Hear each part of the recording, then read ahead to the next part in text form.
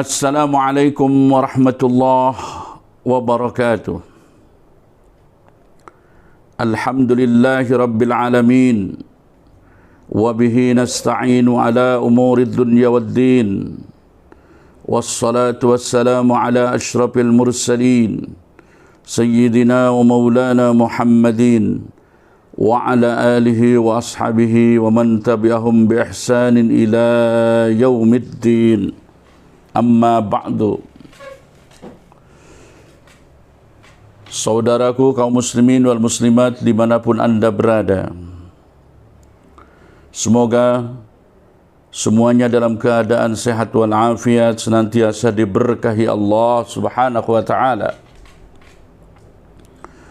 Kaum muslimin wal muslimat sebangsa dan setanah air dimanapun anda berada, pertama-tama marilah kita memanjatkan puja dan puji syukur kehadrat Allah atas limpahan rahmatnya, atas limpahan hidayah, taufik dan inayahnya, sehingga alhamdulillah sampai saat ini kita masih diberikan kekuatan, masih diberikan kesehatan, masih diberikan semangat untuk terus beribadah kepada Allah, melaksanakan perintah-perintahnya dan meninggalkan larangan-larangannya.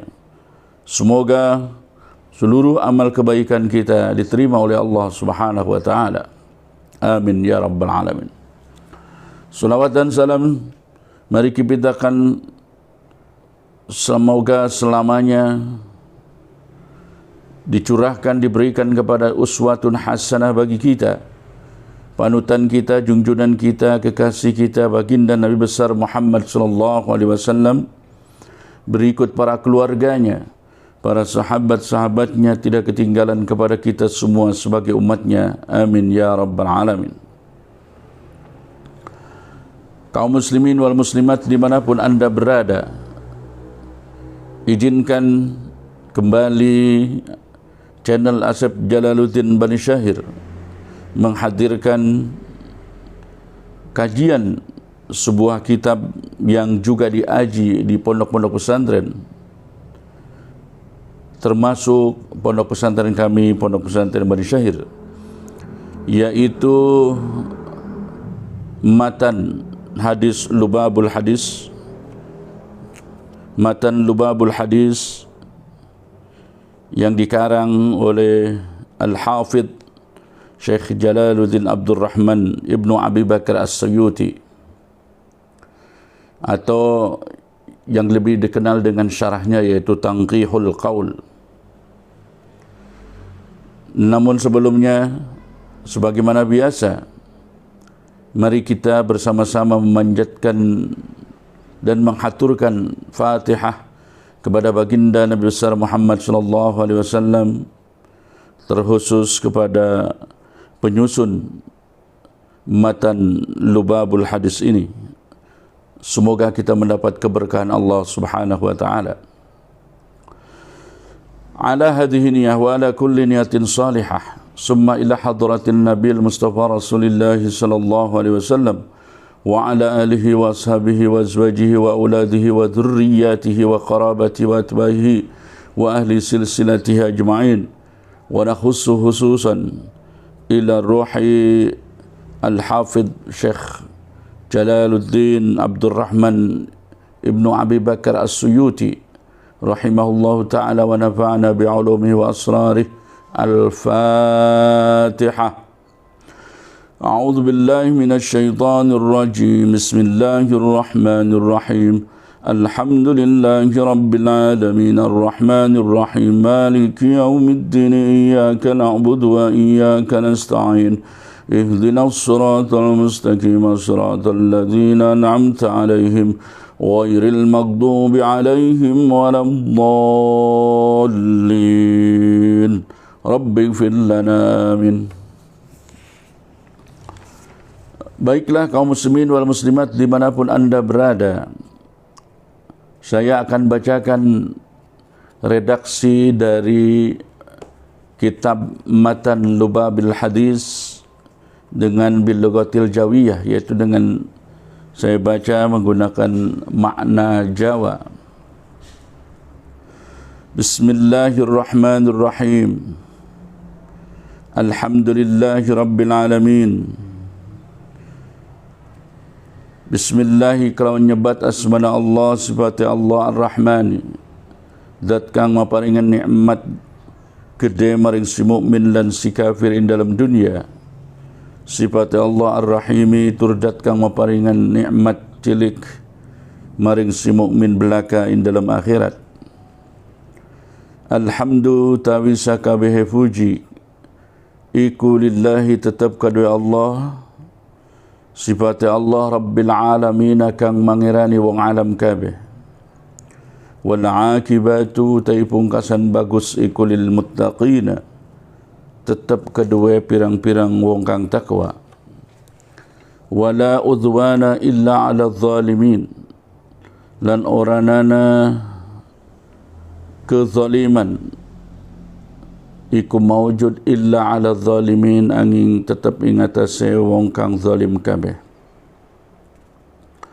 Wassalatu butai rahmat ta'zim wassalamu lan kasalamatan iku ala khairi khalqihi mugi tetap ingatase lewis bagus-bagus makhluk Allah Muhammadin rupane kanjeng Nabi Muhammad sallallahu alaihi wasallam wa ala alihi lan ingatasi para keluarga Nabi wa sahbihi lan sahabat-sahabat Nabi ajma'ina yo sekabehane.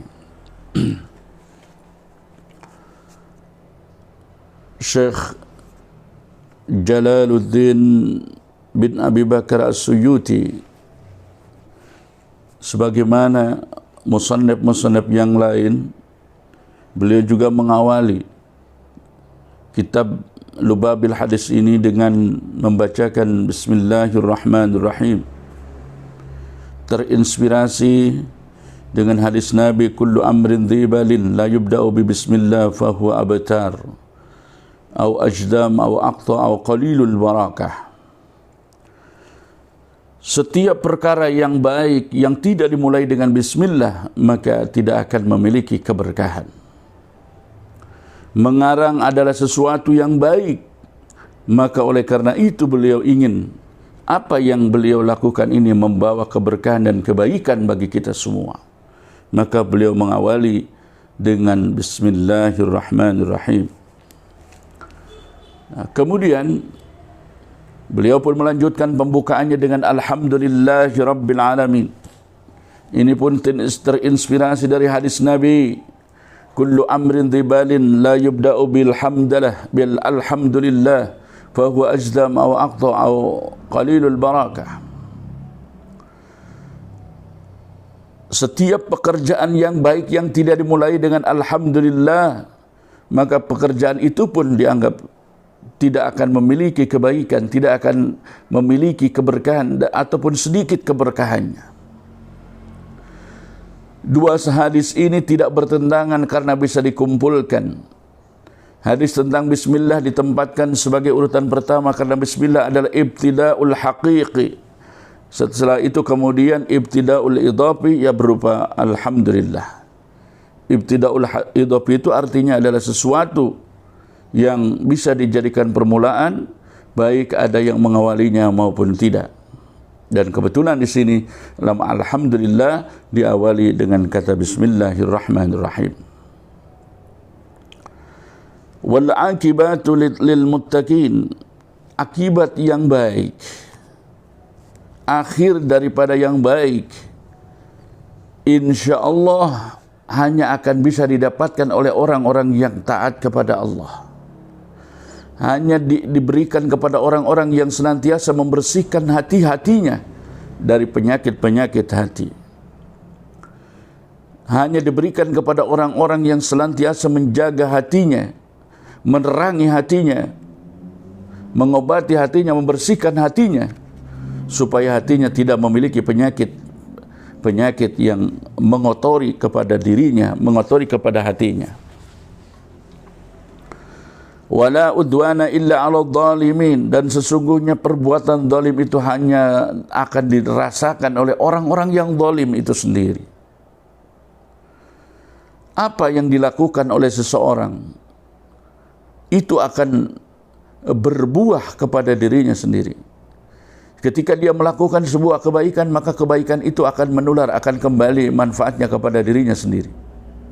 Meskipun kebaikan itu terasa sepele saja, maka pasti ada keberkahan, ada manfaat, ada maslahat yang kembali kepada dirinya. Maka jangan sekali-kali kita menyepelekan arti dari sebuah kebaikan. Begitu juga sebuah perbuatan aniaya, sebuah perbuatan zalim, itu pun akan kembali kepada diri orang yang melakukannya. Wala udwana illa 'ala zalimin. Maka jangan pernah sekali-kali kita menyepelekan perbuatan zalim itu, meskipun kelihatannya hanya sepele atau sedikit saja.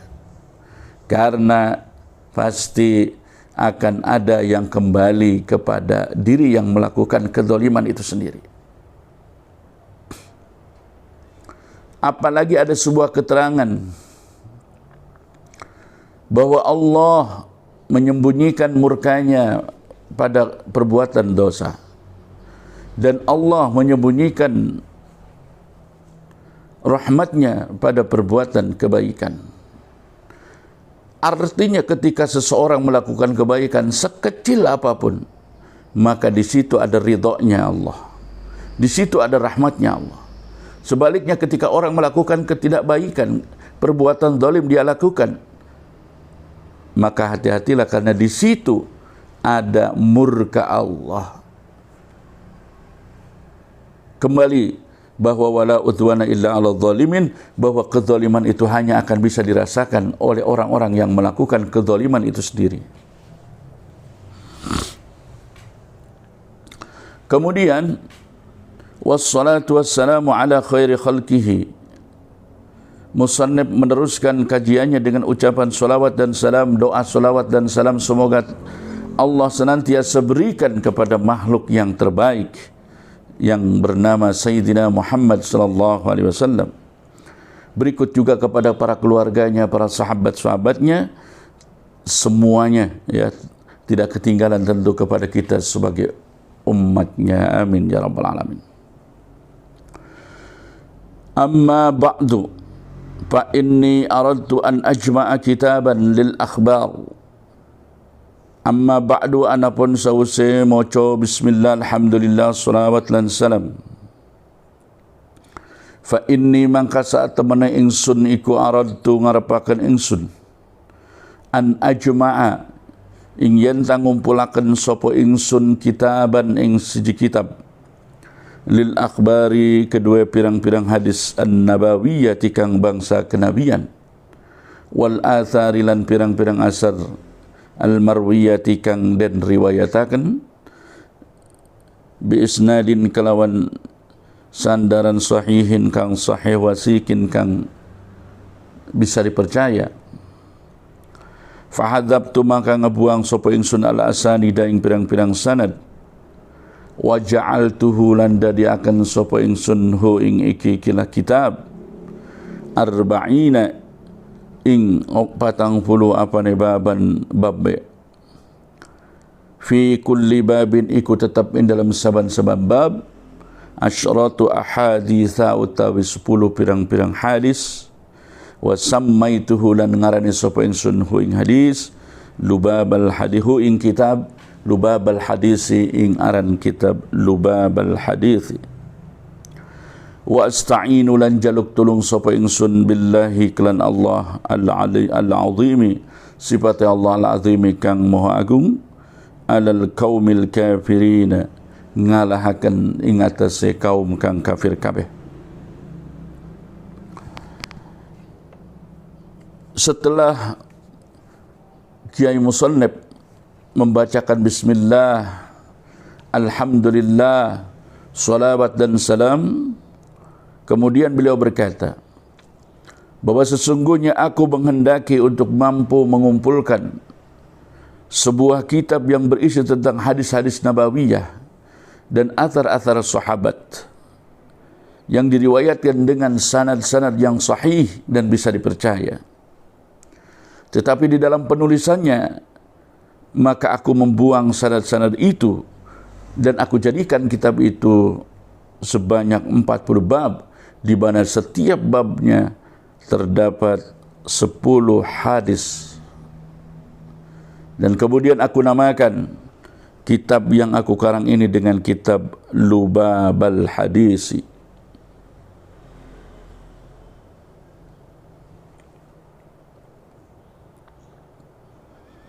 Wa asta'inu billahil azim. Dan aku memohon pertolongan kepada Allah yang agung atas kejahatan orang-orang kafir atau atas kejahatan kaum yang kafir.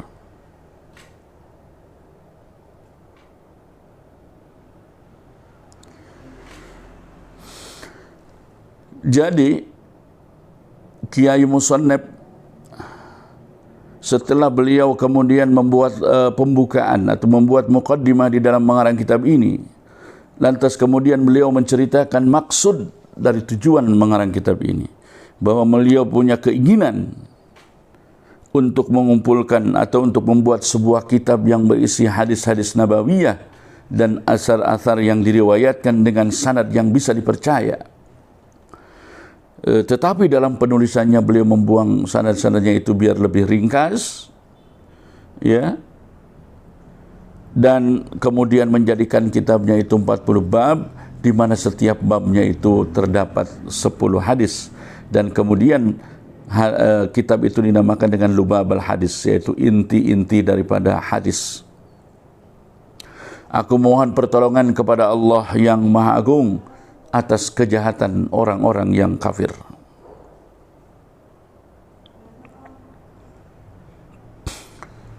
Kemudian Kiai Musannaf melanjutkan, al-babul awwalu fi fadilatil ilmi wal ulama. Al-babul awwalu utai bab kang awal iku fi fadilatil ilmi wal ulama. Anapun utai bab kang awal iku fi fadilatil ilmi wal ulama'i, kang tetap in dalam nerangakan keutamaan ilmu wal ulama'i lan ulama. Al babus sani utai bab kang kaping doni iku fi fadilatil la ilaha illallah, kang tetap in dalam mertelaakan keutamaan la ilaha illallah. Al babus thalithu utai bab kang kaping telu iku fi fadilati bismillahirrahmanirrahim. Al-babur rabi'u utai bab kang kaping papat iku fi fadilati salati, kang tetap in dalam mertelaakan keutamaan baca selawat ala Nabi ing atas kanjeng Nabi Muhammad sallallahu alaihi wasallam. Al-babul khamisu utai bab kang kaping 5 iku fi fadilatil imani, kang tetap in dalam mertelaakan keutamaan iman. Al-babus sadisu utai bab kang kaping 6 iku fi fadilatil wudu'i, kang tetap in dalam mertelaakan keutamaan wudu. Al-babus sabi'u utai bab kang kaping 7 iku fi fadilatis siwaki, kang tetap in dalam mertelakan keutamaan bersiwak. Al-babus saminu utai bab kang kaping 8 iku fi fadilatil adhani, kang tetap in dalam mertelakan keutamaan adhan. Al-babut tasi'u utai bab kang kaping 9 iku fi fadilatis salatil jamaati, kang tetap in dalam mertelakan keutamaan salat berjamaah. Al-babul ashiru tibab kang kaping 10 iku fi fadilatil jum'ati, kang tetap in dalam mertelakan keutamaan Jumat. Al-babul hadi asyara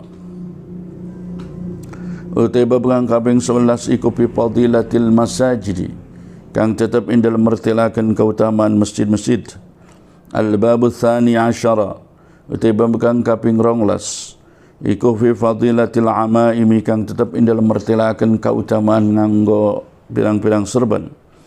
Al-babu tsalitsu atsara utai bab kang kaping 13 iku fi fadilatis saumi, kang tetap in dalam mertelakan keutamaan puasa.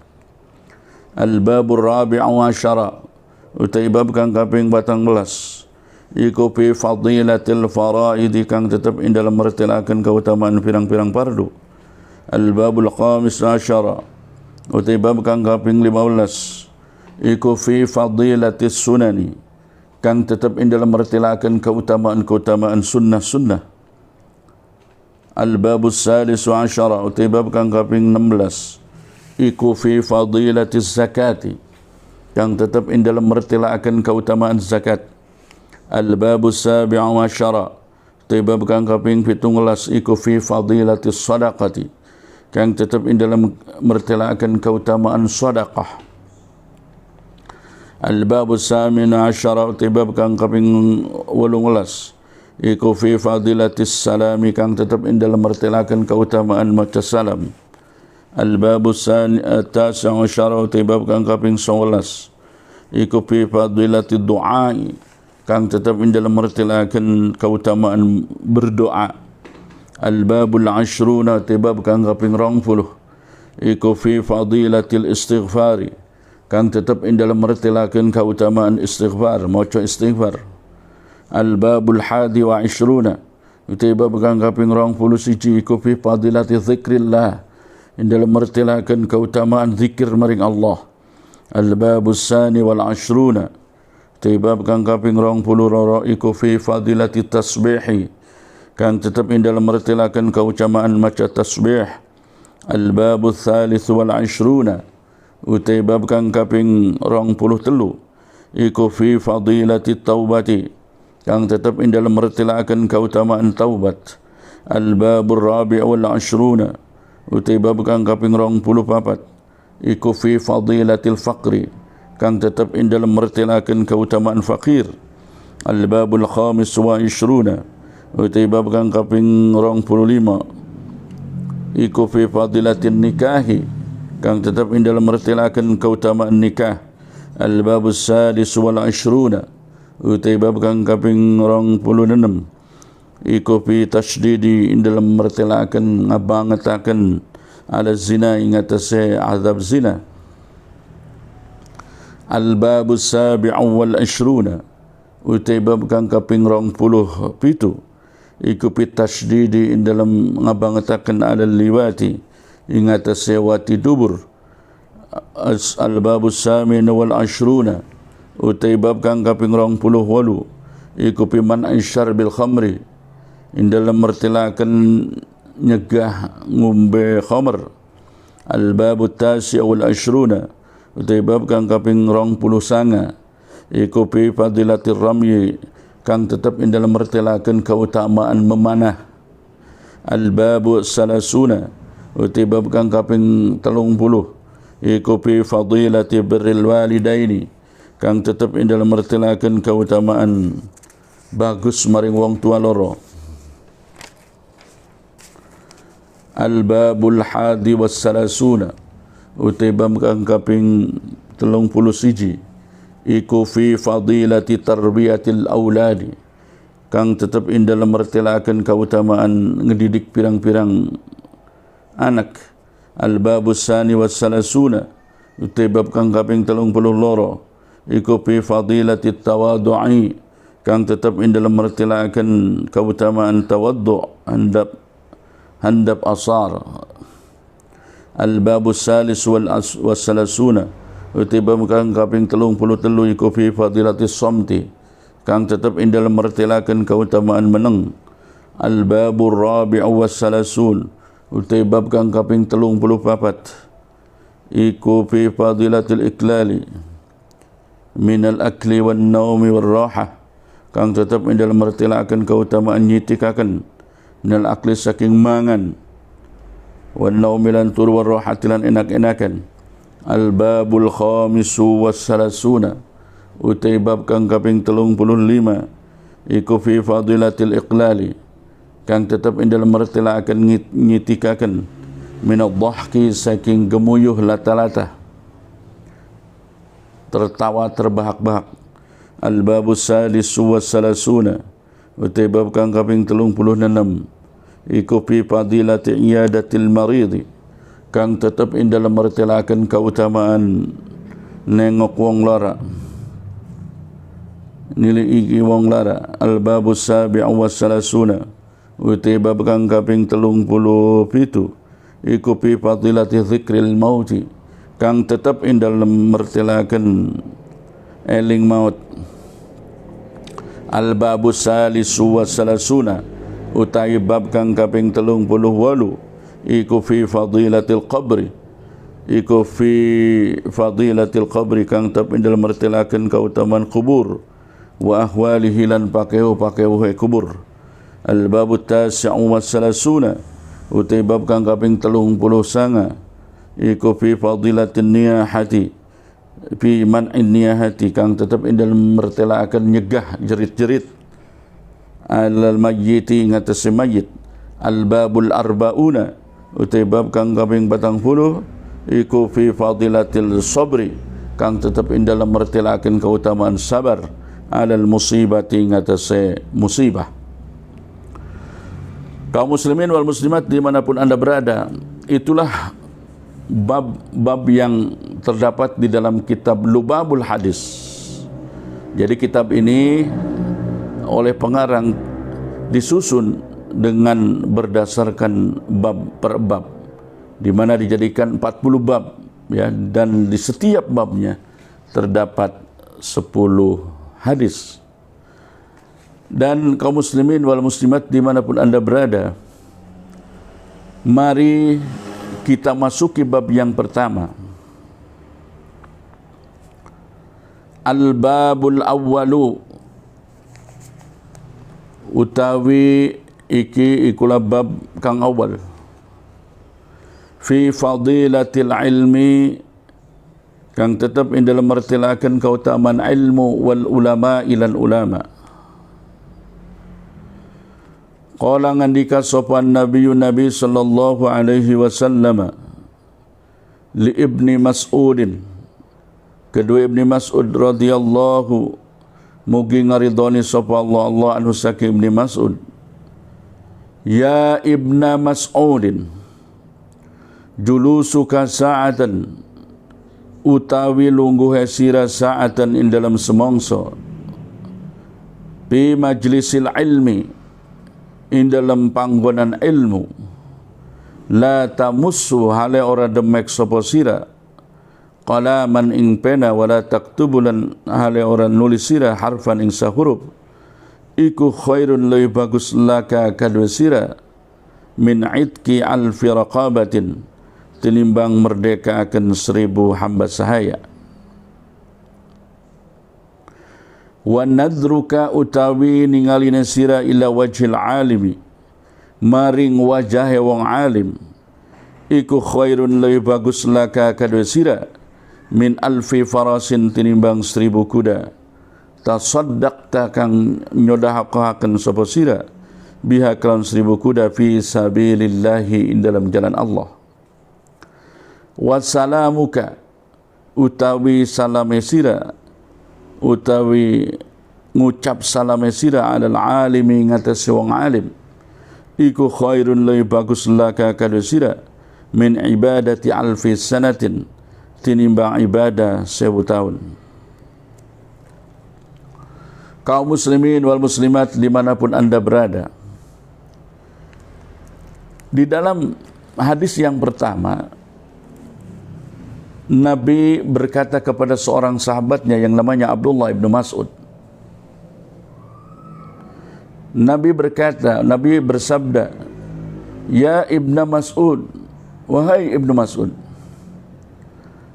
julusuka sa'atan fi majlisil ilmi, la tamussu qalaman wa la taktubu harfan, khairun laka min itki alfi raqabah. Dudukmu di tempat ilmu, kemudian engkau mendengarkan ilmu yang disampaikan oleh guru-gurumu, padahal kamu tidak sedang membawa pena dan tidak menulis satu huruf pun, itu lebih baik bagi kamu ketimbang memerdekakan 1000 hamba sahaya.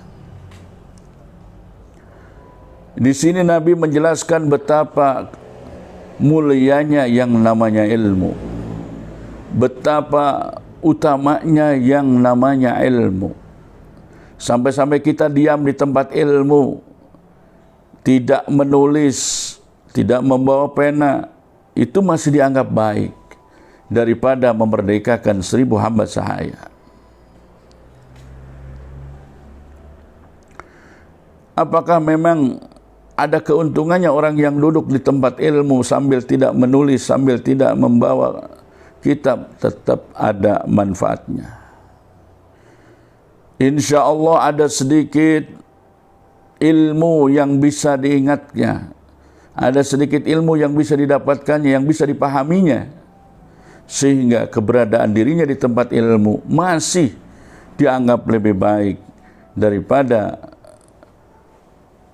1000 hamba sahaya yang dimerdekakan. Memerdekakan seorang hamba sahaya besar pahalanya, apalagi memerdekakan 1000 hamba sahaya.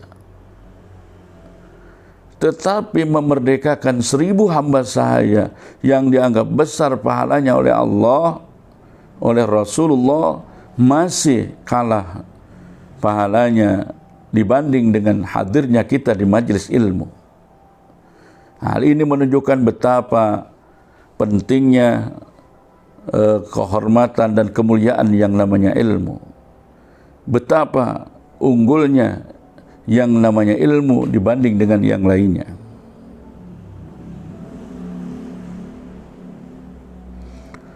Oleh karena itu, kaum muslimin wal muslimat dimanapun Anda berada, senantiasa kita berusaha setiap hari untuk mendapatkan ilmu, ya, baik dengan cara kita mendatangi majlis-majlis ilmu, majlis-majlis zikir, majlis-majlis sholawat, karena pasti ada ilmu yang bisa kita dapatkan di sini. Ataupun kita belajar, ya, kepada guru-guru kita, kepada kiai-kiai kita yang sanad keilmuannya nyambung kepada baginda Nabi besar Muhammad sallallahu alaihi wasallam. Kenapa? Karena yang namanya belajar itu harus punya guru. Ada sebuah keterangan bahwa orang yang tidak memiliki guru pada saat dia belajar, terutama belajar agama, maka gurunya adalah setan. Dikhawatirkan pemahaman ilmu yang dia lakukan adalah salah. Dan ketika pemahaman itu salah, maka jelas sangat berbahaya, baik berbahaya untuk dirinya sendiri maupun berbahaya untuk umat secara umum. Oleh karena itu, usahakanlah kita selalu belajar dibimbing oleh seorang guru yang sanad keilmuannya nyambung kepada baginda Nabi besar Muhammad sallallahu alaihi wasallam. Dan saudaraku kaum muslimin wal muslimat dimanapun Anda berada, meskipun orang nggak bawa buku, nggak bawa pena, nggak sambil nulis, ketika kita menghadiri majelis ilmu itu masih lebih baik daripada memerdekakan 1000 hamba sahaya. Tetapi tentu saja alangkah baiknya ketika kita hadir di majelis ilmu dengan membawa buku dan membawa pena. Kenapa? Karena ilmu itu sulit untuk dicerna. Karena ilmu itu ketika kita kemudian membiarkannya, maka dia akan lari ketika tidak diikat di dalam sebuah buku, ya, didokumentasikan untuk menjadi sebuah hal yang bisa menjadi rujukan bagi kita. Oleh karena itu, usahakan dalam setiap kesempatan kita hadir di majelis ilmu, dalam setiap kesempatan ada penyampaian tablik akbar, ya, maka usahakan buku dan pena kita siapkan. Ya, meskipun sekali lagi berdasarkan hadis tadi, duduknya saja kita di tempat ilmu sudah memiliki pahala. Tetapi tentu saja lebih baik kita sempurna, ya, dengan cara mempersiapkan diri bahwa kita hadir di majelis ilmu itu dengan fasilitas yang sempurna, yaitu membawa buku dan pena. Kemudian hadis berikutnya, saudara-saudaraku, wa nadruka ila wajhil alimi khairun laka min alfi farasin tasaddaqta biha fi sabilillah. Engkau memandang wajah orang alim, menurut Nabi itu lebih baik bagi engkau daripada kau bersedekah 1000 kuda di jalan Allah. Bayangkan, orang bersedekah 1 kuda di jalan Allah untuk bisa dipakai berperang misalnya, itu besar pahalanya. Apalagi dia bersedekah 1000 kuda, pasti besar pahalanya. Tetapi ternyata semua itu masih kalah pahalanya hanya dengan memandangnya kita terhadap wajahnya orang alim. Tentu saja ini bukan hanya sekedar memandang, tetapi memandang dengan penuh rasa mahabbah disertai dengan adab akhlakul karimah. Jadi bukan hanya sekedar memandang saja. Kita memandang dengan penuh rasa mahabbah, ya, dengan penuh rasa adab dan menggunakan akhlakul karimah. Itu akan menghadirkan keutamaan yang lebih baik ketimbang sedekah 1000 kuda ternyata. Mudah-mudahan keterangan ini bisa membuka pemikiran kita. Bagaimana orang alim itu, atau bagaimana ilmu, ya, ilmu yang membuat orang yang memilikinya yaitu alim, dipandang saja itu sudah memiliki pahala. Ya, apalagi kemudian apa yang mereka lakukan para alimin itu, para orang-orang yang mengamalkan ilmunya itu, diikuti kelakuannya, diikuti apa yang dilakukannya, tentu akan membawakan kebaikan bagi kita semua.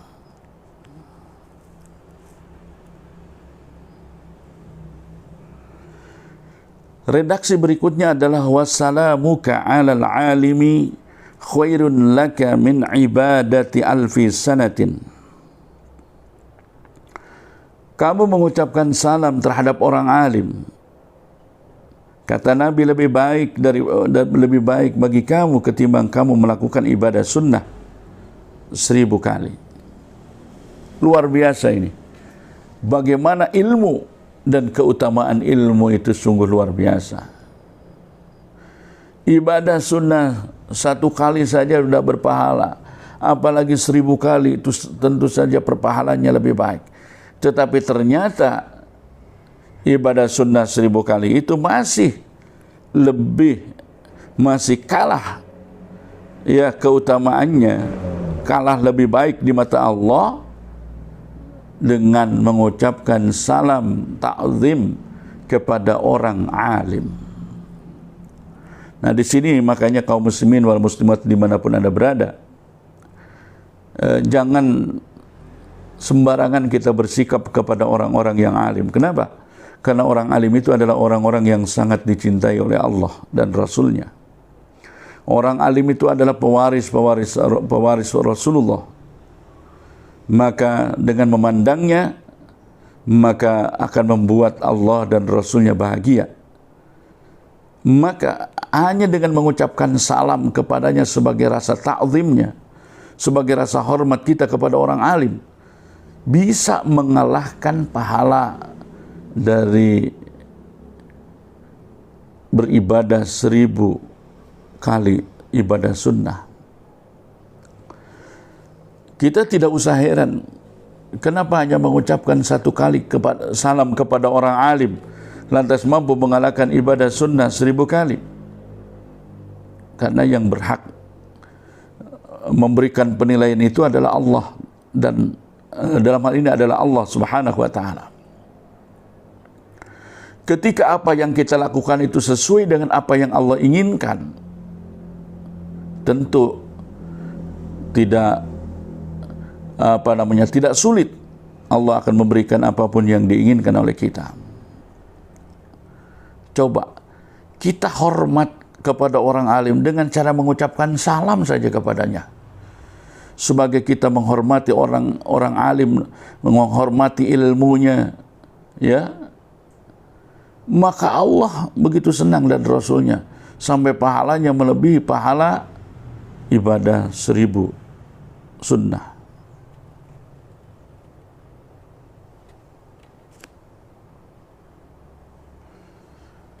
Bahkan di sini min ibadati alfi sanah, ya. Lebih baik daripada ibadah 1000 tahun. Masya Allah. Ini 1000 tahun, saudara-saudaraku. Meskipun mungkin menurut akal kita, ibadah 1000 tahun begitu banyak, ya, ibadah yang dilakukan dan begitu besar pasti pahalanya. Tetapi siapa yang tahu besar atau tidaknya pahalanya? Itu kan hanya Allah yang tahu. Siapa tahu kalau ada orang yang melakukan ibadah 1000 tahun, lantas Allah menilainya tidak ada satupun ibadah yang 1000 tahun itu yang Allah bikin bahagia. Tentu ketika itu terjadi, 1000 tahun itu tidak ada artinya. Tetapi ketika kita mengucapkan salam sekali lagi kepada orang alim, kemudian itu membuat Allah bahagia, membuat Rasulnya bahagia, tidak sulit ternyata pahalanya lebih besar daripada melakukan ibadah 1000 tahun. Coba bayangkan.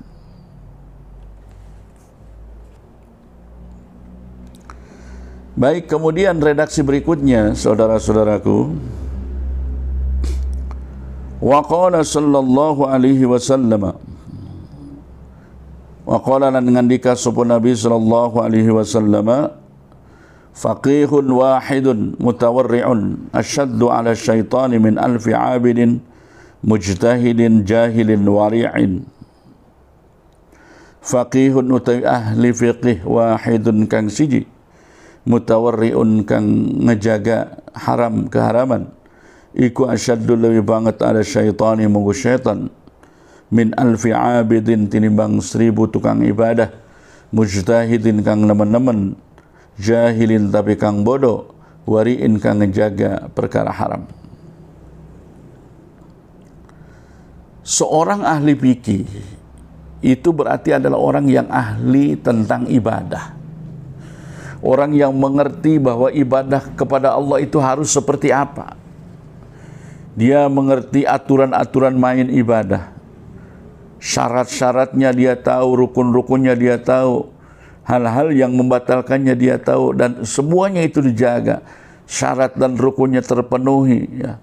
Bahkan sunnah-sunnahnya dilakukan. Hal-hal yang membatalkannya dihindari. Nah, itu namanya faqihun, ahli fikih.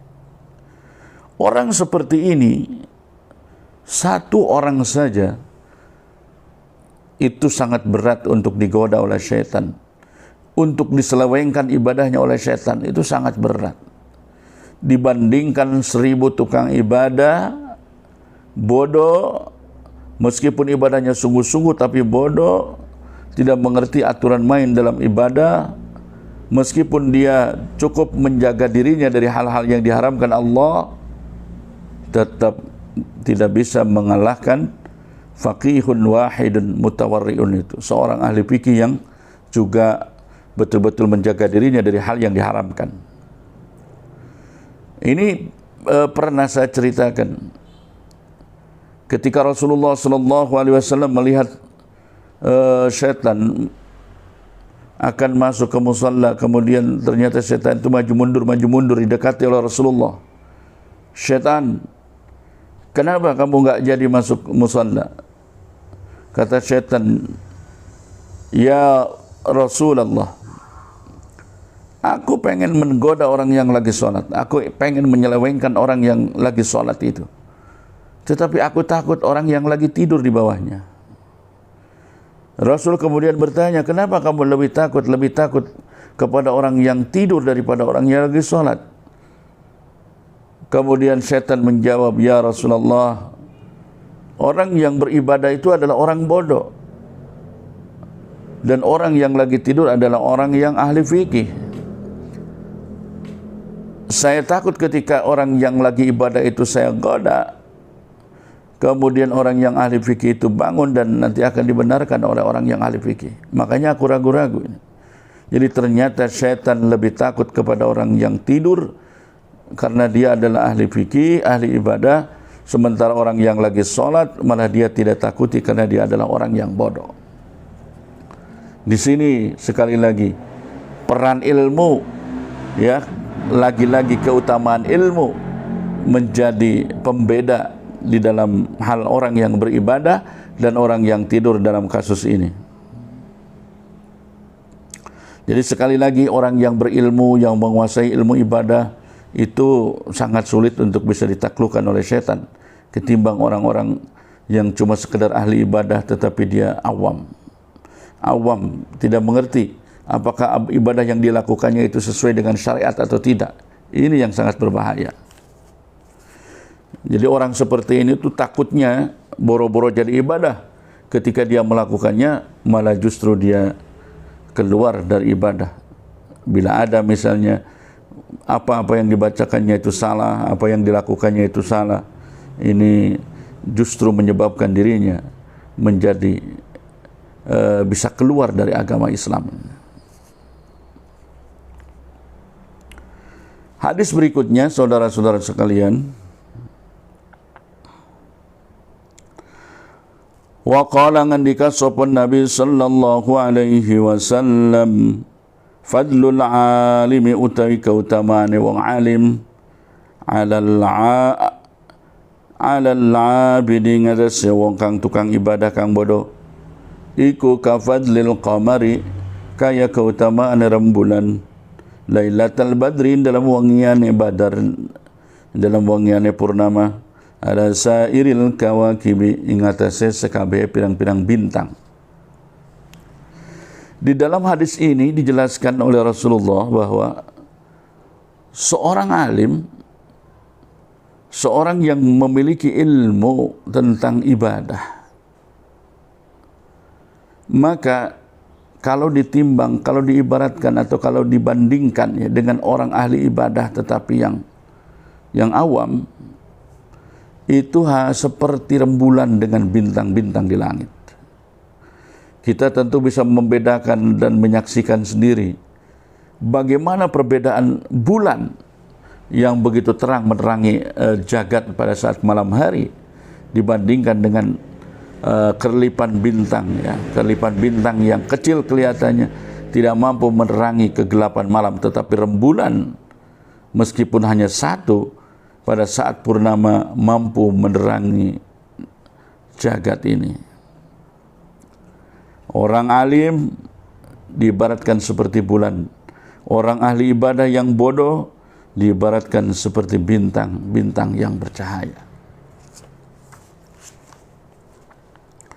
Kemudian kaum muslimin wal muslimat dimanapun anda berada, berikutnya hadis berikutnya, waqala sallallahu alaihi wasallam,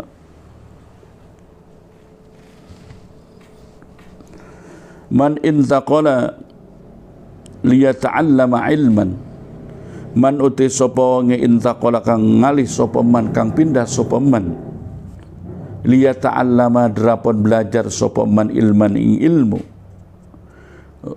ghufira maka den ampuni sapa lahu man qabla ayyaktua in dalam sadurunge ngelangkah sapa man. Ini hadis juga untuk menunjukkan atau menjelaskan tentang keutamaan ilmu. Seseorang yang bangun dari tempatnya, seseorang yang bergerak dari rumahnya untuk mencari ilmu keluar, untuk melangkahkan kakinya ke tempat ilmu, maka kata Nabi, orang tersebut akan diampuni dosanya sebelum dia melangkahkan kakinya. Sungguh luar biasa ilmu, saudara-saudara sekalian. Ada orang mau belajar, mau menghadiri pengajian, mau menghadiri majelis ilmu, mau menghadiri penjelasan-penjelasan ilmu, maka sebelum dia melangkahkan kakinya, Allah telah mengampuni dosa-dosa kecilnya. Nah, oleh karena itu, setiap ada kesempatan kita untuk mencari ilmu, baik dengan cara menghadiri pengajian, menghadiri majlis-majlis ilmu yang lain, menghadiri majlis-majlis zikir, sholawat dan sebagainya, ini sangat penting untuk kita lakukan. Tetapi tentu saja, saudaraku kaum muslimin wal muslimat dimanapun Anda berada, yang kita perlu waspadai adalah majlis-majlis ilmu yang ketika kita belajar di sana menyebabkan hati kita menjadi keras.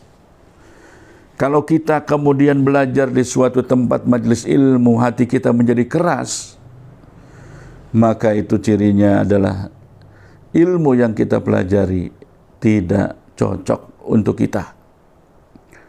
Dan tentu kita harus mencari majlis-majlis ilmu, ya, atau guru-guru yang membawa kesejukan, ya, membawa Islam yang damai, Islam yang rahmatan lil alamin, dan sanad keilmuannya nyampe kepada baginda Nabi besar Muhammad sallallahu alaihi wasallam. Hadis berikutnya, saudara-saudara sekalian.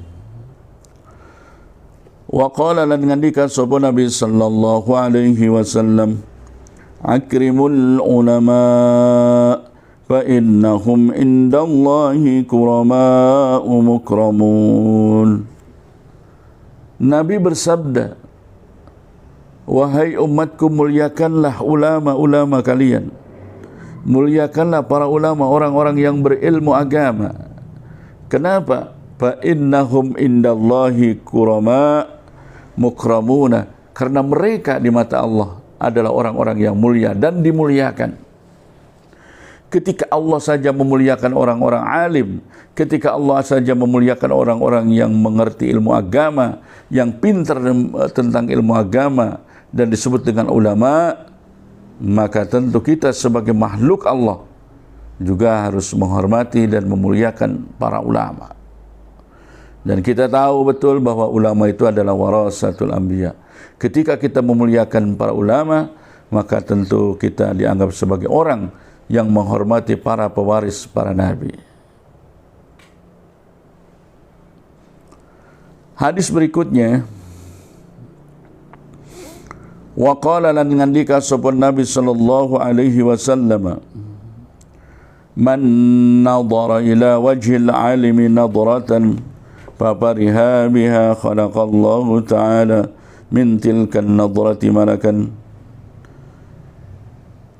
Man uti wong nadhara kang ningali sapa man ila wajhil alimi maring wajah wong alim, nadratan kalawan sa ningalian, sa peninggalan, fafariha maka nuli bunga sapa wong biha kalawan nadra, sebab nadra khalaqa maka ngadamal sapa Allah Ta'ala min tilkan nadrati saking mengkon-mengkonon tingalian malakan ngadamal ing malaikat yastaghfiru kang nyuwun ampunan apa malak lahu kadwe siman ila yaumil kiamati tumeka maring dina kiamat. Jadi Nabi bersabda di dalam hadis ini, barang siapa yang melihat wajah orang alim dengan penuh kebahagiaan, dia bahagia ketika melihat orang alim, maka Allah akan menciptakan seorang malaikat dari penglihatan itu, yang mana tugas malaikat itu memohon ampunan kepada Allah untuk orang tadi. Ini luar biasa, bayangkan.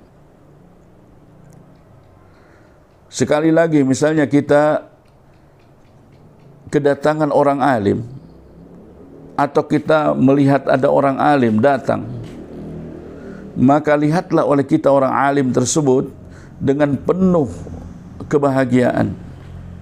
Bahagia karena apa? Karena dapat melihat orang yang dekat dengan Allah, karena dapat melihat orang yang memiliki ilmu-ilmu yang luas sebagai pewaris Nabi. Kita bahagia karena itu. Kita bahagia karena Allah. Maka dari penglihatan itu Allah akan ciptakan seorang malaikat, yang mana tugas malaikat itu memohon ampunan kepada Allah sampai hari kiamat. Memohon ampunan buat siapa? buat kita yang melihat orang alim dengan penuh kebahagiaan. Nah, tentu saja saudara-saudara kaum muslimin wal muslimat dimanapun Anda berada, ketika kita melihat orang alim lantas kemudian tidak ada unsur kebahagiaan, tidak ada kebahagiaan dalam hati kita, bahkan yang ada adalah kebencian, maka jika terjadi seperti itu perlu diwaspadai. Jangan-jangan orang tersebut adalah orang yang munafik, orang yang benci kepada orang-orang yang mengerti agama, orang yang benci terhadap orang-orang yang dekat dengan Allah dan Rasulnya. Na'udzubillahi min dzalik. Hadis berikutnya, wa qala an-nabi sallallahu alaihi wasallam, man akrama 'aliman faqad akramani, wa man akramani faqad akrama Allah, wa man akrama Allah fa ma'wahu al-jannatu. Nabi ngandika sallallahu alaihi wasallam, manuti wong akrama kang mulyakaken sapa man aliman ing wong alim, faqad akramani maka teman-teman mulyakaken sapa man ing ingsun. Wa man uti wong akramani kang mulyakaken man ing ingsun, faqad akramallaha maka teman-teman mulyakaken man Allah ing Allah. Pama'wahu maka uti tempate siman iku al-jannatu surga. Saudara-saudara sekalian, kaum muslimin wal muslimat dimanapun Anda berada, sungguh kaitan antara orang alim dengan Rasulullah itu begitu erat dan tidak bisa terpisahkan. Sampai Rasul mengatakan, barang siapa yang memuliakan orang alim, barang siapa yang memuliakan orang yang paham tentang agama, maka sungguh dia seperti memuliakan diriku. Dan barang siapa yang telah memuliakan diriku, kata Nabi, maka dia dianggap sebagai orang yang memuliakan Allah. Dan orang yang memuliakan Allah tidak lain tempatnya adalah di surga agung Allah subhanahu wa ta'ala. Oleh karena itu, saudara-saudaraku kaum muslimin wal muslimat dimanapun Anda berada, muliakanlah orang alim. Dimanapun Anda berada dan dimanapun Anda ketemu dengan orang alim, jangan pernah kau sia-siakan, muliakan mereka, karena dengan itu engkau akan mendapat kemuliaan dari Allah dan Rasulnya. Kemudian hadis berikutnya adalah waqala ngandika sapa Nabi sallallahu alaihi wasallam, naumul alimi afdalu min ibadatil jahili. Naumul alimi utawi turune wong alim iku afdalu min ibadatil jahili, lebih utama tinimbang ibadah wong kang bodoh. Secara logika, saudara-saudaraku, kalau ada orang bodoh melakukan ibadah, yang namanya orang bodoh, dia tidak mengerti apa yang merupakan syarat rukunnya ibadah, tidak mengerti sunnah-sunnahnya apa, hal-hal yang membatalkannya apa. Orang bodoh seperti itu bisa saja syarat-syarat dan rukunnya ada yang tertinggal, atau dia melakukan hal-hal yang membatalkan ibadah. Maka ibadahnya orang bodoh itu sangat tidak bernilai.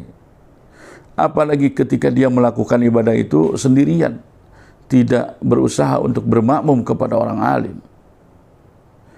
Nah, sementara orang alim ketika dia tidur, justru orang yang alim yang tidur adalah orang yang berarti dia tidak melakukan dosa. Coba saja kita pikirkan, kaum muslimin wal muslimat dimanapun Anda berada. Kalau kita tidur, berarti kan kita tidak melakukan dosa. Ya, kalau kita tidur, kita tidak berbohong, tidak melakukan dosa-dosa yang lain. Maka ketika ada orang alim tidur, berarti orang alim yang tidak melakukan dosa, orang-orang alim yang menghindarkan diri dari perbuatan-perbuatan dosa. Sementara orang bodoh ibadahnya bisa menimbulkan dosa, maka jelas orang alim yang tidur akan dianggap sebagai lebih utama daripada orang bodoh yang melakukan ibadah. Orang alim tidur sudah tidak mengerjakan hal yang dilarang, tidak mengerjakan hal yang diharamkan, ya. Sementara orang-orang yang bodoh di dalam ibadahnya mungkin dia melakukan hal yang dilarang oleh Allah, baik di dalam bacaannya maupun di dalam gerakannya. Makanya di sini ada hadis naumul alim afdalu min ibadatil jahili. Hadis berikutnya, saudara-saudaraku, wa qala an-nabi sallallahu alaihi wasallam, man ta'allama baban minal ilmi ya'malu bihi aw lam ya'mal bihi kana afdala min ay yusalliya alfa rakaatin tatawwu'an. Manuti sapa wonge ta'allama kang belajar sapa man baban ing siji bab minal ilmi saking ilmu, ya'malu pada uga ngamalaken sapa man bihi kelawan ilmu, aw lam ya'mal atawa durung ngamalaken sapa man bihi kelawan ilmu, kana mangkana apa ta'allum belajar iku afdala lawi utama min ayu salliya tinimbang yata salat sapa man al barakatin ing 1000 rakaat apane tatawuan salat sunnah. Jadi orang yang belajar satu bab di dalam ilmu, baik orang tersebut mampu mengamalkannya atau belum mampu mengamalkannya, maka nilainya lebih baik ketimbang dia melaksanakan sholat 1000 rakaat, sholat sunnah. Lagi-lagi di sini adalah pertimbangan logikanya begini, saudara-saudaraku. Orang melakukan sholat sunnah, ya 1000 rakaat misalnya. Apakah itu baik? Tentu saja itu baik sekali. Apakah itu disenangi Allah dan Rasulnya? Tentu saja disenangi Allah dan Rasulnya. Tetapi ketika orang melakukannya itu disertai dengan kebodohan, ya tidak disertai dengan ilmunya, tentu sangat banyak sekali kekhawatiran di dalam melaksanakan ibadah itu sendiri. Di satu sisi kemudian ada orang yang bergerak untuk belajar ilmu tentang apa yang diperlukan di dalam kewajiban-kewajiban dia terhadap Allah. Maka dengan ilmu itu kemudian dia mampu melakukan ibadah dengan baik dan sesuai dengan apa yang diinginkan Allah dan Rasulnya. Maka logikanya orang yang belajar ilmu meskipun satu bab, meskipun belum diamalkan, akan lebih disenangi Allah ketimbang orang bodoh yang mengerjakan ibadah meskipun 1000 rakaat. Baik, kemudian hadis berikutnya,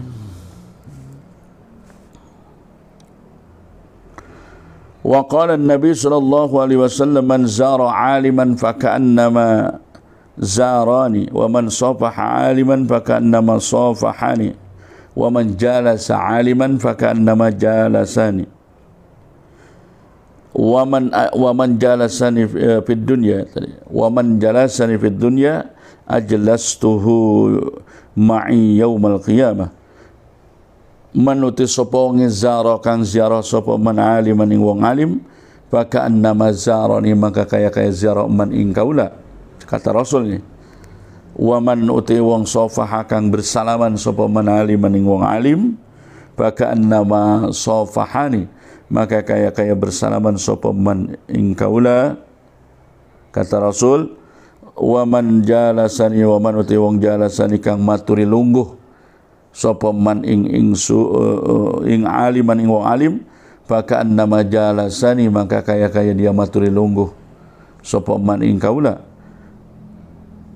Wa man uti wong jalasani kang maturi lungguh man ing kaula fid dunya di dunya, ajlastuhu maka bakal ngalungguhaken ingsun hu ing man ma'i ing dalam saratan ingsun yaumal kiamat ing dalam poe kiamat.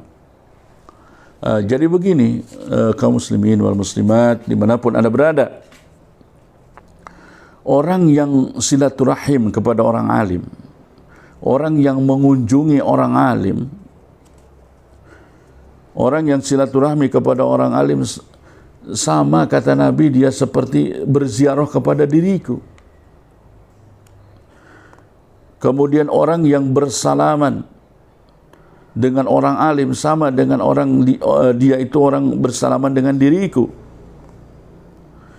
Dan orang yang menemani duduknya orang alim sama dengan orang yang menemani duduknya diriku pada saat di dunia.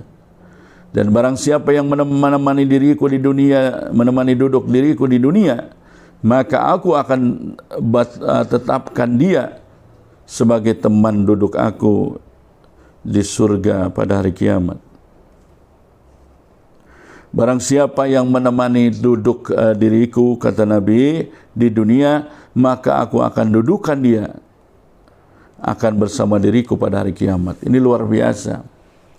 Jadi keutamaan ilmu dan keutamaan para pemilik-pemilik ilmu ini digambarkan jelas di dalam 10 hadis di dalam bab yang pertama ini. Selanjutnya, saudara-saudaraku sekalian, kita akan memasuki bab yang kedua, yaitu keutamaan membaca la ilaha illallah. Bismillahirrahmanirrahim. Al-babu sani utibab kang kaping loro. Iku fi fadilati la ilaha illallah. Kang tetap in dalam mertelakan keutamaan la ilaha illallah. Qala ngandika sapa Nabi sallallahu alaihi wasallam, manuti wong qala kang ucap sapa man kulla yaumin in dalam saban-saban dina la ilaha illallah Muhammadur Rasulullah mi'ata marratin kalawan 100 balikan, ja'a maka teka sapa man yaumal qiyamatin dalam puing kiamah, wa wajhuhu hale utai wajah iman iku kal badri kaya purnama. Bab yang kedua adalah bab tentang keutamaan membaca la ilaha illallah.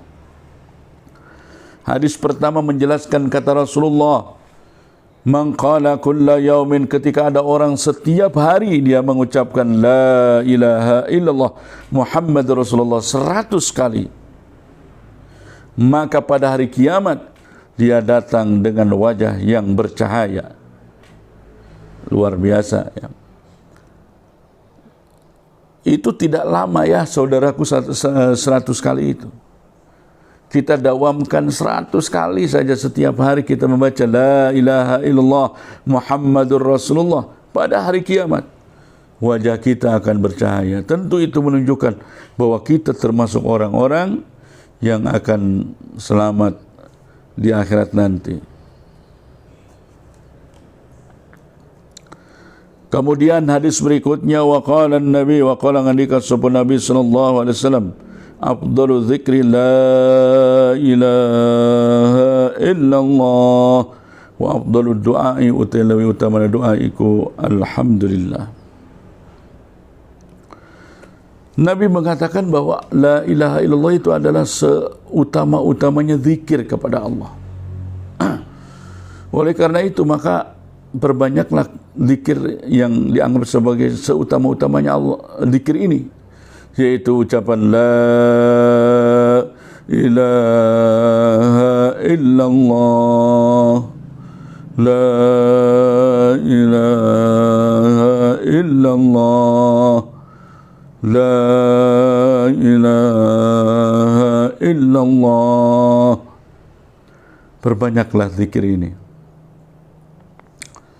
Bahkan kalau bisa, makna dari la ilaha illallah, bahwa tidak ada Tuhan selain Allah, bahwa tidak ada yang berbuat selain Allah, bahwa tidak ada yang dimaksud selain Allah, bahwa tidak ada yang dituntut selain Allah, bahwa tidak ada yang tempat bergantung selain Allah.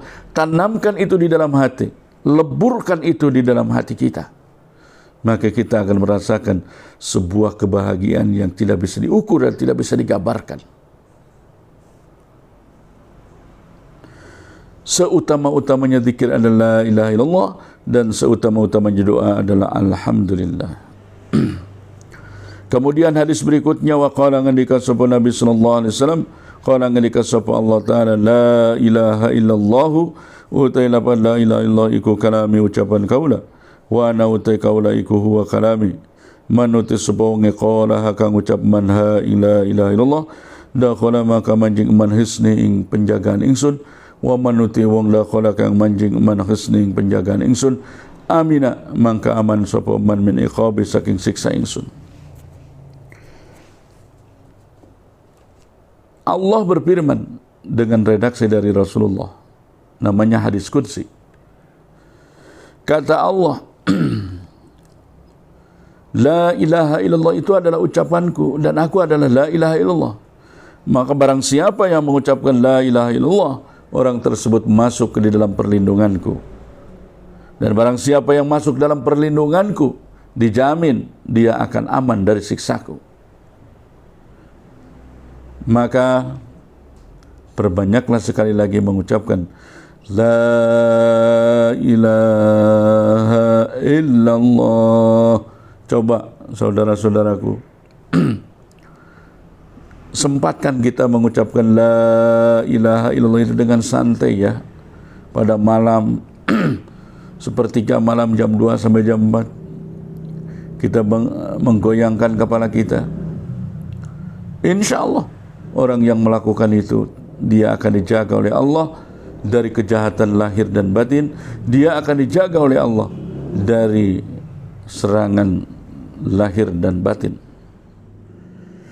Kemudian hadis berikutnya, wa qala sallallahu alaihi wasallam, addu nekaaken sapa sira kabeh zakat abdanikum ing zakat pirang-pirang badan sira kabeh bi qauli la ilaha illallah. Jadi lafaz la ilaha illallah itu dianggap untuk menzakati badan kita. Maka semakin banyak orang berzikir la ilaha illallah, maka badan kita atau badan orang tersebut akan betul-betul sehat dan mendapatkan penjagaan dan perlindungan Allah Subhanahu wa taala.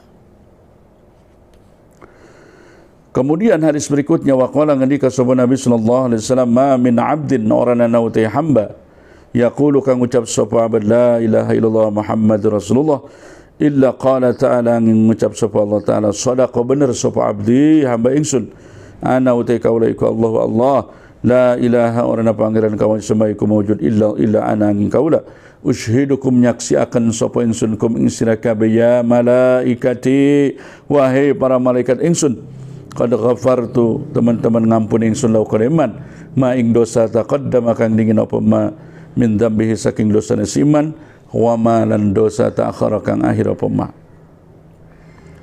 Kemudian Nabi berkata, Nabi bersabda, tidak ada seorang hamba pun yang mengucapkan la ilaha illallah Muhammadur Rasulullah kecuali kemudian Allah menjawab, betul hambaku, aku adalah Allah, tidak ada Tuhan kecuali aku, saksikan oleh kalian wahai para malaikat. Maka orang yang mengatakan tadi dosanya diampuni, baik dosa yang telah lalu dari dosa kecilnya maupun dosa-dosa kecil yang akan datang. Kemudian hadis berikutnya Nabi berkata, wa qala ngendika sapa Nabi sallallahu alaihi wasallam, man qala manuti wong qala kang ucap man la ilaha illallah khalisan kalawan atau hale ikhlas hale murni akan mukhlisan turun ikhlasakan dakhala maka manjing man al jannata ing surga. Kata Nabi, barang siapa yang mengucapkan la ilaha illallah dengan perasaan murni mengesahkan Allah dan ucapan disertai dengan niat ikhlas, maka dia akan masuk ke surganya agung Allah. Amin ya rabbal alamin.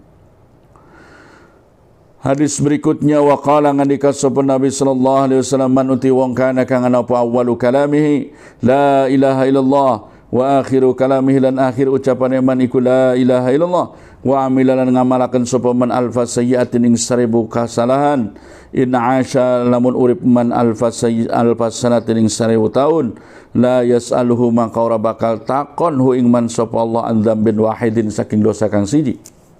Jadi kata Allah, barang siapa yang awal ucapannya la ilaha illallah dan akhir ucapannya adalah lafaz la ilaha illallah, kemudian dia melakukan 1000 kesalahan, apabila dia misalnya hidup sampai 1000 tahun, maka tidak akan ada satu dosa pun yang Allah akan tanyakan kepada dirinya. Maka orang-orang seperti ini adalah orang-orang yang akan dijamin masuk surga, karena dosanya tidak akan ditanyakan satu pun. Kemudian hadis berikutnya waqala ngandika sapa Nabi sallallahu alaihi wasallam man uti wong qala kang ucap sapa man la ilaha illallah min ghairi ujubin saking tanpa ujub tara maka mabur biha kelawan la ilaha illallah sapa ta'irun manuk tahtal arsyin dalam sasure aras yusabbih hal maca tasbih apa ta'ir mal musabbihin serta wong kang maca tasbih kabila yaumil qiyamati sampai pada kiamat wa yuktabu lan ditulis lau qadiman apa thawabuhu ganjaran ta'ir. Orang yang mengucapkan la ilaha illallah dengan penuh keikhlasan tanpa disertai perasaan ujub, itu karena kehebatan dirinya, maka ucapan tadi akan dibawa terbang oleh seekor burung di bawah arsy yang sambil membaca tasbih bersama dengan para malaikat yang membaca tasbih pada hari kiamat, dan seluruh pahalanya akan diberikan untuk orang yang mengucapkan la ilaha illallah. Kemudian hadis berikutnya waqala ngandika Nabi sallallahu alaihi wasallam man uti wong qala kang ucap man la ilaha illallah Muhammad Rasulullah marratan sabalik gufira maka diampuni lau kana menapa dunubuh dosa-dosa iman wa in kanat sanajan ana apa dunub ikum misla zabadil bahri saumpamane budak sagara. Orang yang mengucapkan la ilaha illallah Muhammadur Rasulullah dengan penuh keikhlasan tentu saja, maka dosa-dosanya akan diampuni meskipun dosanya sebanyak buih di pantai lautan.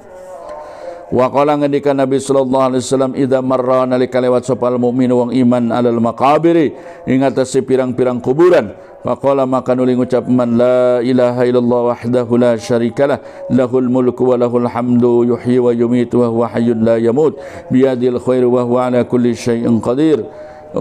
Sehingga qadir nawwara maka bakal madangi sapa Allah taala tilqal qubura ing mangkon-mangkon kuburan kullah yuskabe kubur wa ghafara lan ngampuni Allah liqailiha kedua wong kang ngucapaken zikir-zikir tadi wa katabala nulis Allah qadiman alfi hasanatin ing sejuta kebagusan wa rafa'ala ngangkat sapa Allah qadiman alfi darajatin ing sejuta derajat wa hatta lan ngalebur sapa Allah anhu saking man alfi sayyiatin ing sejuta kejelekan.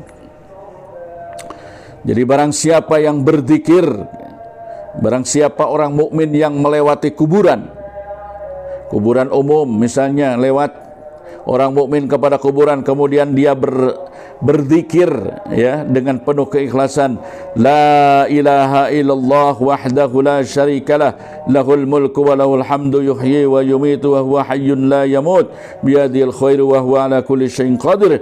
Demikian zikirnya pada saat dia melewati kuburan, maka Allah akan menerangi kuburan-kuburan tersebut seluruhnya, dan Allah akan mengampuni dosanya orang yang berzikir tadi, dan akan menuliskan sejuta kebaikan, akan mengangkat sejuta derajatnya, dan akan menghapuskan sejuta kesalahannya. Luar biasa kaum muslimin wal muslimat dimanapun anda berada. Itulah keutamaan-keutamaan membaca la ilaha illallah Muhammadur Rasulullah. Mudah-mudahan pembacaan kitab Lubabul Hadis pada kesempatan ini bermanfaat bagi kita semua. Mohon maaf barangkali ada kesalahan murni dari kebodohan kami. Yang benar adalah milik Allah semata. Wallahu a'lam bissawab. Wallahul muwaffiq ila aqwamit thoriq. Assalamualaikum warahmatullahi wabarakatuh.